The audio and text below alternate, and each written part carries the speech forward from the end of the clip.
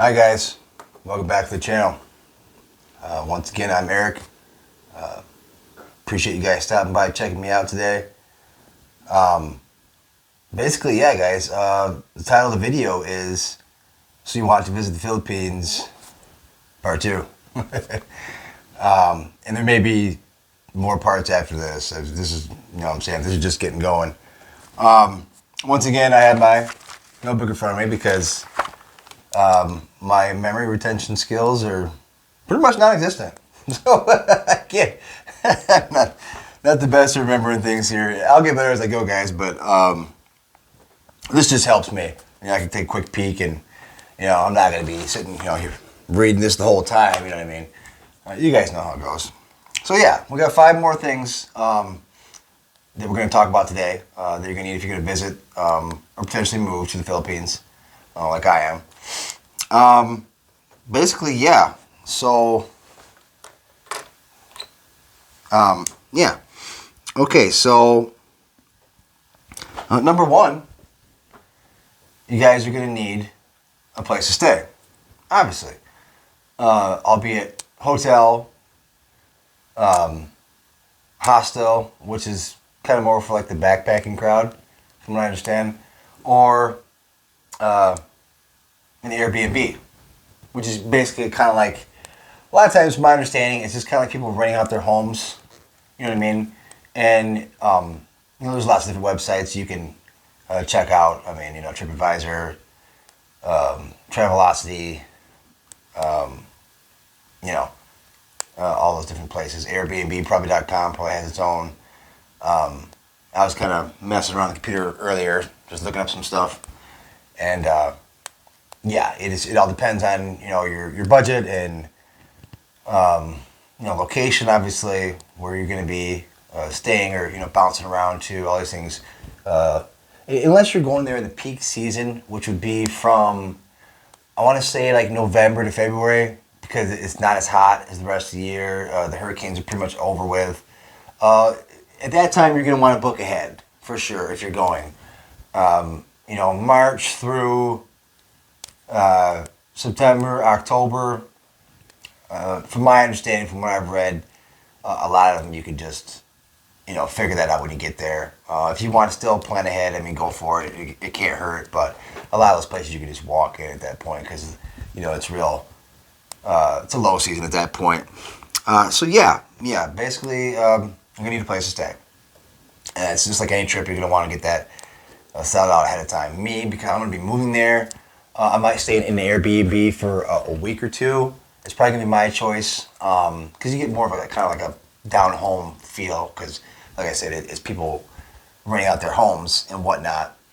But yeah, and you know, eventually I'm gonna get my own place, so I'll be staying at the Airbnb or wherever until then. Number 2, and this is this was required. This required a lot of research. I mean, I know a little bit about it, and I'm still, there's a lot more to it. But number 2 is you're gonna need, if you're planning on being there, if you're coming from the U.S., which I'm sure most, if not all, my subscribers, depending on when, you know, you see this video, or from coming from the U.S., we get an automatic 30-day visa just having a U.S. passport. So and I'm not sure how it is in other countries. Obviously, I'm from the United States of America, so that's all I know. But yeah, you get an automatic 30-day visa upon arrival, and you're just going to want to go, if you're planning on, you know, being there for long term or what have you, permanently, you're going to want to go to the Bureau of Immigration, and they got them all located all throughout the Philippines. You don't want to wait till the last minute, but you go there and then you can extend your visa. I think when you first get there, you get your first 30 days, and then you can extend it for, I think, 1 extra month, and then you go back, and then you can do, I can't remember exactly if it's 3 months and then 6 months at a time, or if you can go right straight from the 1 to 6 months. Don't quote me on that. But anyway, that's how you do that. So, yeah. Number 3, you're going to want an itinerary. Um, Depending on how long you're going to be there and whatnot, um, you're going to want kind of a list of things to do. Otherwise, you're just going to find yourself, probably most likely, I'm sure this would be the case for me too, like a kid in the candy store. You're just going to be bouncing around, not really having, probably end up spending a lot more money than you want to, especially if you're just there for, 2, 3, 4 week vacation, whatever. It's best to have a laid out plan, which can be subject to change because of the weather over there, and obviously Filipinos, you got to understand too, live on island time, so they're not, things move a lot slower over there. Keep that in mind too. But yeah, an itinerary. You want to have a set out list of things to do, at least roughly, so you don't end up, bouncing around flying around like a gnat, you know, with no real direction. Because you can, from my understanding, my research, what I know about the place, what I've studied, I mean, there's a lot of things to do. The Philippines isn't just beaches and diving. I mean, there are so many things to do there. It's ridiculous. It's literally a tropical wonderland, paradise, whatever you want to call it. So, yeah. Number 4, and this is probably going to be one of the biggest things.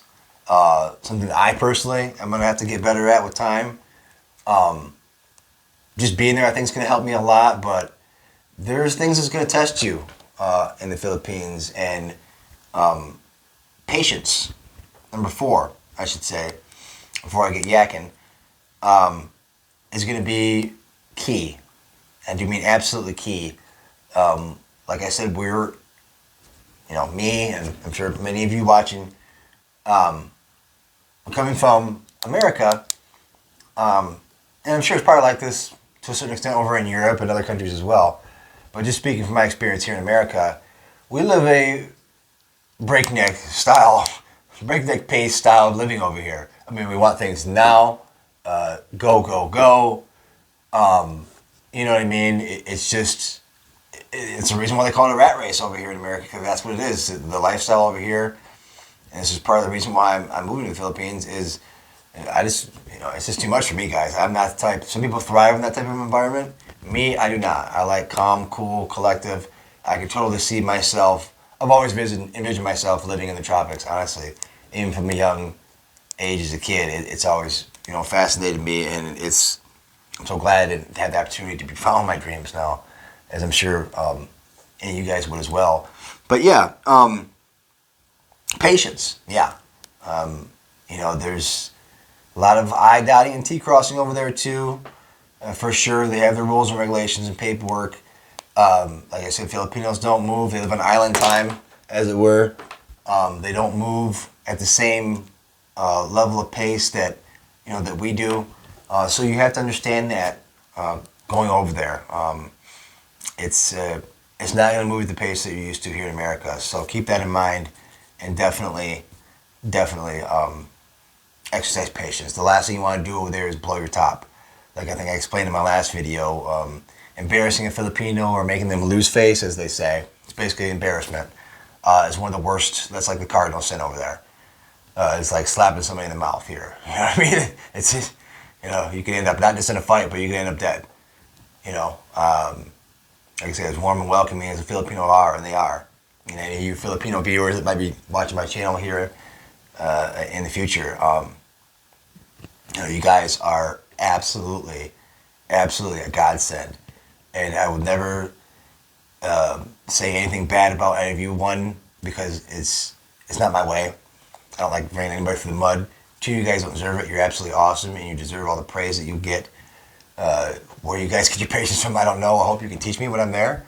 Any Filipino watching this, hit me up. Any kind of tips or any kind of information. I'm so open-minded about, and I will even more so as time goes on. My life unfolds over there, but I'm so open-minded to other people's input. I might not always listen to it. I might not always adhere to it, but I'll at least listen to you and take into consideration what you're saying, because we can always be better. Am I right? Me, you, anybody. We should always constantly be evolving, and we can learn a lot from the Filipinos. Speaking to my American viewers now, anybody that's not, from the Philippines, yeah, these people's patience is legendary, guys, and we could really learn from them. So pay attention while you're over there. This goes for me, you, anybody. Yeah, but anyway, I'll quit yakking about that. Number 5, and I was kind of debating, throwing around when I was making my list earlier about what I wanted to put at number 5, but and I think this kind of ties into 4, so this is why I put this here. Number 5 is respect. From my understanding, talking to my Filipina, talking to several other people from the Philippines, through social media and things, learning from the expats over there and whatnot, YouTubers and the like. When you get there, especially being, and I'm so looking forward to this, especially being an American, these people, you're like a rock star there. Why they look up to us as much as they do, I don't know, guys. I don't know. But, it's literally like you're a celebrity over there, from my understanding. Everything that I've taken in so far. I'll find out more when I get there. Then I can make maybe another reaction video later. But I tell you what, if you piss off a Filipino or you're disrespecting a Filipino, man, you got some serious issues, because these people are the kindest, warmest, most welcoming, unbelievably just, will go out of their way for you. I'm not talking about they'll treat you like you're the king of Egypt or anything, no, but I'm just saying, like, they just, any of you guys watching this have ever been to the Philippines, I haven't been there yet, so this is my journey to there. But just taking in all the information, and that's how I am, guys. I'm like a sponge when I'm really interested in something. I just take in everything, and sort it out from there. But anyway, respect Filipinos when you're there. Don't take your American thinking over there. Don't be bossing them around. Don't be arrogant. Respect their culture. Learn about their culture, and then respect it when you're there. Treat them how they treat you. It's my Filipino always tells me, and just hearing other Filipinos, these last couple of years, learning about the Philippines, they're saying, one of their many sayings. One is it's funner in the Philippines, which I'm sure it is, but if you treat us good, we'll treat you better. That to me is just I don't know. When I first heard it, it just instantly struck some kind of chord with me. I don't know why. I'm not going to go on and on and on about it, but yeah, these people's kindness and just awesome human beingness, I don't think that's a word, but is legendary, and I'm so looking forward to it, and it's another one of the many reasons that are thrown in the pot why I'm going to be visiting, and 99.9% sure that I'm going to be moving to the Philippines for good. And I'm sure I'll make many more videos on that too as well in the future, but one at a time, right?